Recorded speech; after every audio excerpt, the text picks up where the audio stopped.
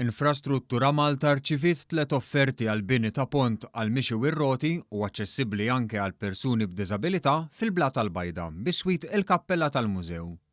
It-3 offerti għandhom valur medju ta' 2,400,000 euro. Dwar dan il-proġett tkellimna mal-Inġinier Robert Xkembri minn Infrastruttura Malta li spjega kif dan se jelimina għal kollox id-dwal ta' traffiku preżenti bir-riżultat li traffiku jimxi aħjar u jkun hemm sigurtà ferm iżjed għolja kif in-nies mhux se jaqsmu iżjed it-triq. Qsim ta' triq li jsir b'mod regolari kif fuq iż-żewġ naħat ta' triq hemm waqfiet importanti tal-linja. L-inġinier spjegalna għala għal dan il-pont intażel diżin li ġej għat-tont. Il-forma tal-pont ġiet dettata mill-ambjent.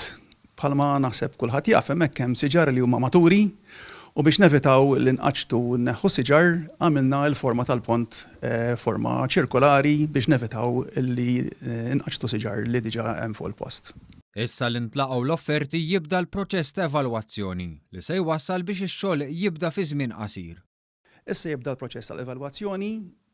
Proċess tal-evalwazzjoni normalment jieħu 2-3 jiddependi ftit x'issib fil-bids. Aħna l-pjantana huwa li x-xogħol jibda din is-sena u jkun fi stadju avanzat fl-aħħar tagħha. Ix-xogħol fih dan Infrastruttura Malta la jibda u lanqas jintemm hawnhekk.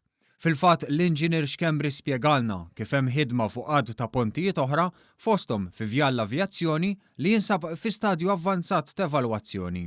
Daka il-proċess tiegħu kważi lest tal-evalwazzjoni nisperaw li wkoll din is-sena nagħtu bidu għal bini ta' dan il-pont.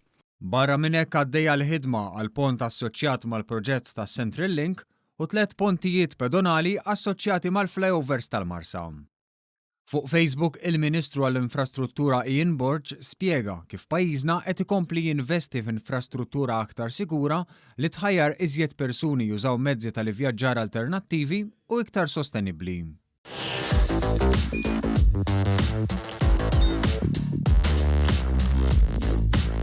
Idħol fuq one.com.mt u hemmhekk tista' tara l-programmi kollha li jxandru fuq One permezz ta' One Play.